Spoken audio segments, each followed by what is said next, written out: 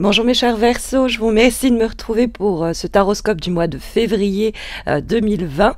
J'ai pour l'occasion, pour ce début d'année, recours à une nouvelle formule de tarot, c'est-à-dire la version Art Nouveau, le Golden Art Nouveau, qui va nous permettre donc de sonder les énergies des semaines à venir. Alors on a un tirage très fortement marqué dans les vis-à-vis. Nous avons deux cartes de la même famille, l'une qui se trouve dans les aspects positifs et qui est la 7e des lames mineures de la famille des épées, et elle dialogue avec, dans les obstacles pour ce mois de février, le 8 d'épée.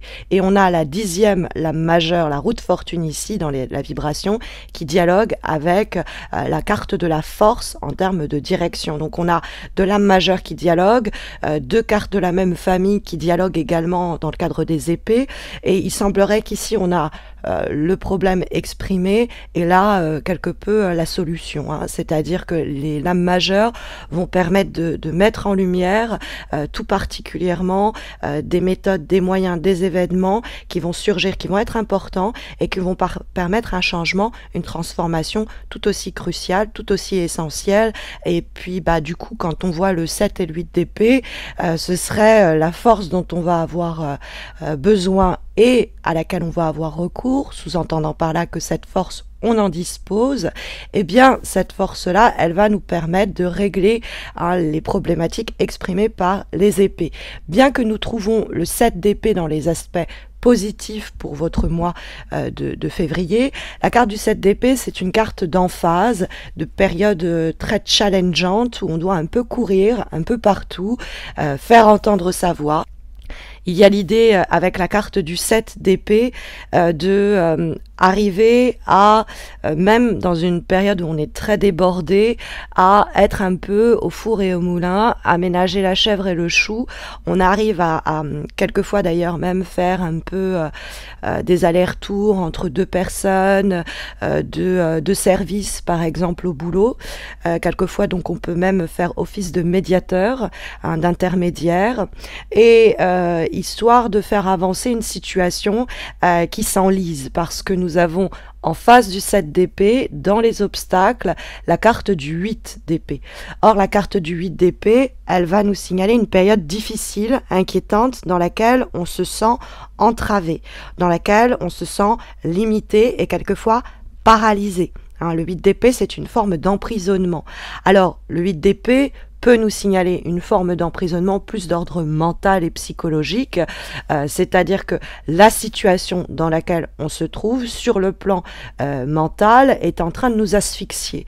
On a du mal à y rester, à endurer une situation qui nous pompe toute notre énergie et surtout qui nous entrave.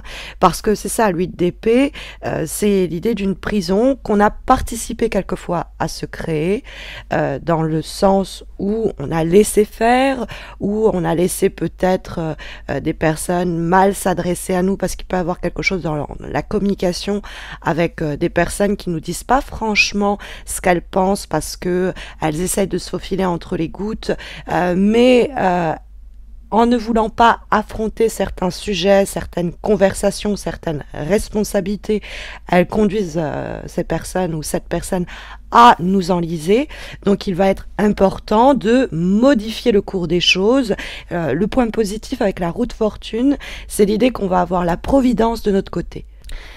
C'est-à-dire que on va avoir un coup de chance, un coup de peau, une aide soudaine ou un bon timing des choses qui va nous offrir une opportunité de redresser la barre, hein. C'est ce que nous explique la carte de la force dans la direction du mois de février. Il y a vraiment cette idée que, quelle que soit la situation décrite par ce 8 d'épée dans laquelle on se sent piégé, que ce soit une relation, un boulot, un environnement, il y a le destin qui peut intervenir, et l'idée qu'on peut sinon nous-mêmes intervenir sur le destin pour changer la donne, reprendre le contrôle d'une situation pour ne plus s'y retrouver piégé. Hein. Il y a cette idée-là que le 7 d'épée, bah, peut-être qu'il va se démener précisément au cours des semaines à venir pour se donner les moyens de faire avancer la situation. Alors, le 7 d'épée, il peut dénoncer trop de projets à gérer simultanément.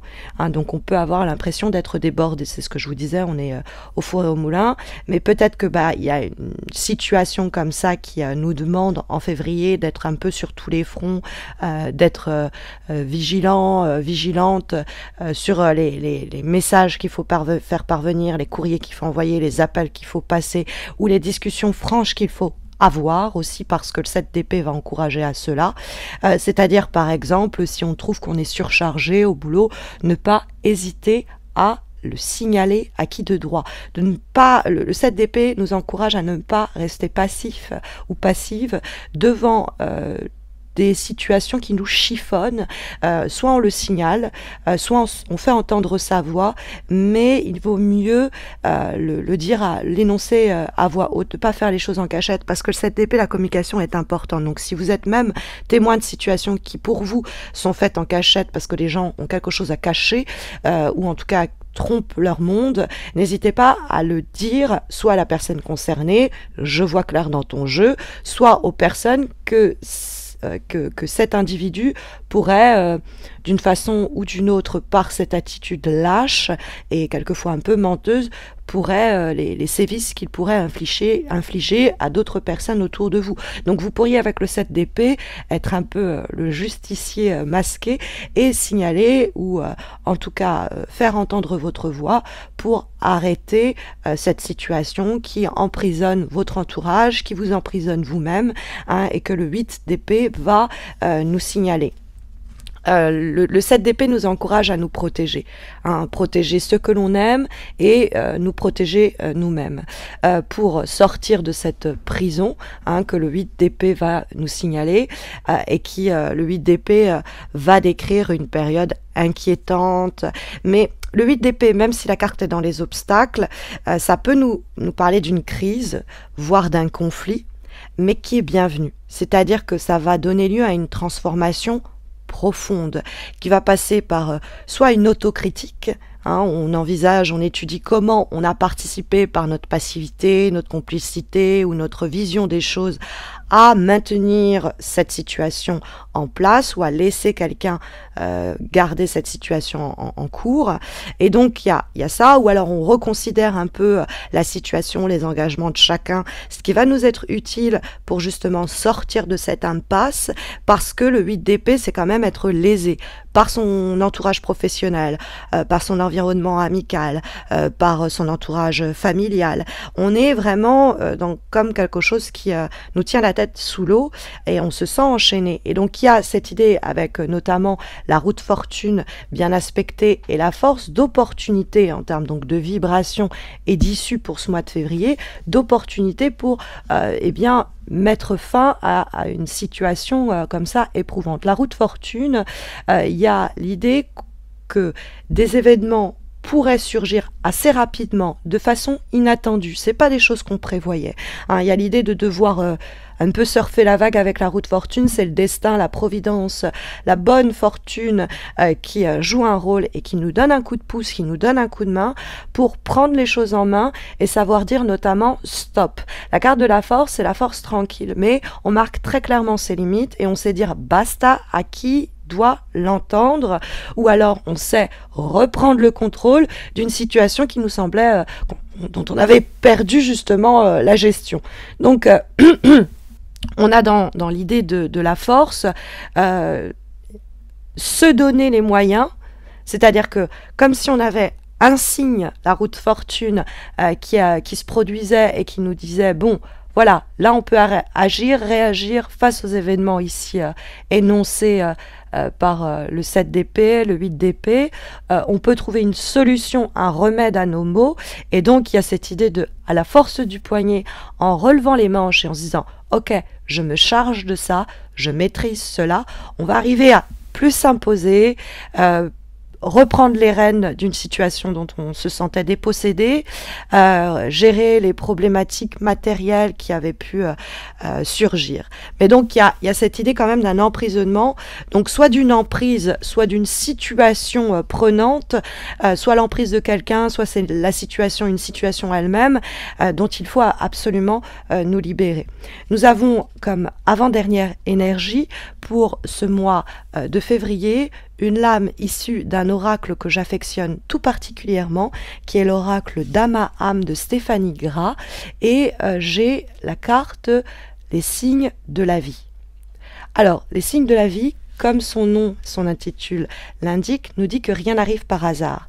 Donc avec la carte de la roue de fortune qui apparaît en termes de vibration, on peut très largement comprendre qu'il va nous falloir être vraiment alerte, attentive aux signes de la vie, c'est-à-dire aux coups de pouce, aux coups de chance que l'on pourrait recevoir, aux signes aussi que l'on pourrait recevoir et qui nous dirait que nous devons agir, puisque c'est quand même la force qui donne la direction à tout ça.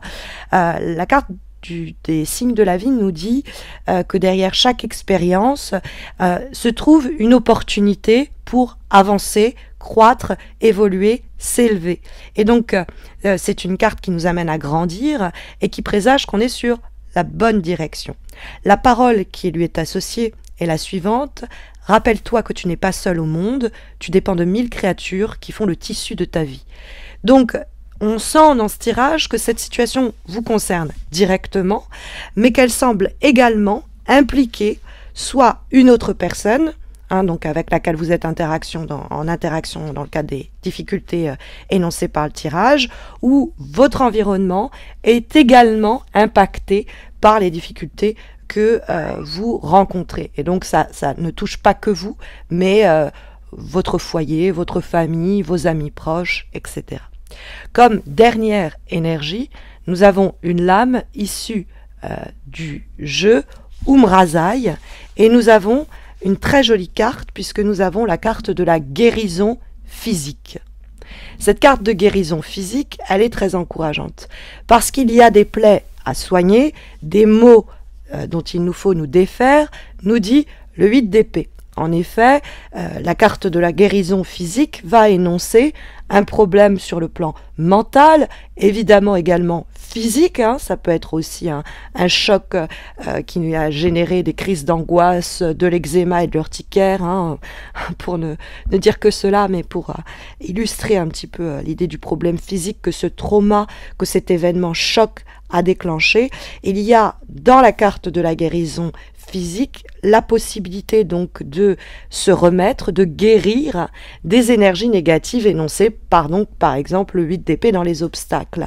Il y a une possibilité de rayonner et de guérir de maux passés qui ont pu jusqu'à présent nous heurter ou continuer un peu à nous impacter. Voilà en tout cas les énergies sondées par les lames pour ce mois de février, au cours duquel bon nombre d'entre vous célébreront leur anniversaire. Donc je vous souhaite à tous et à toutes de démarrer ce cycle de la meilleure façon en vous débarrassant notamment de blessures passées, d'énergie parasitaire, afin de démarrer votre nouveau cycle libéré et allégé et en capacité du coup de vous diriger vers de nouveaux projets et un développement personnel plus tangible. C'est tout ce que je vous souhaite en tout cas.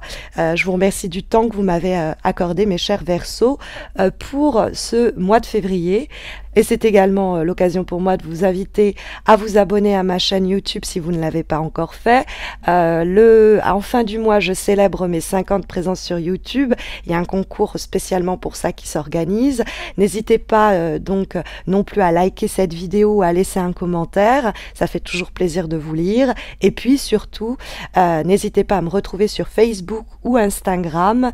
C'est des réseaux sociaux sur lesquels j'organise des concours qui vous permettent de remporter un tirage gratuit, personnalisé, répondant à votre problématique du moment. Donc vous avez le lien de ma page Facebook et de ma page Instagram. En commentaire de cette vidéo, vous avez un concours mensuel qui est actuellement en cours. Donc n'hésitez pas à m'y retrouver.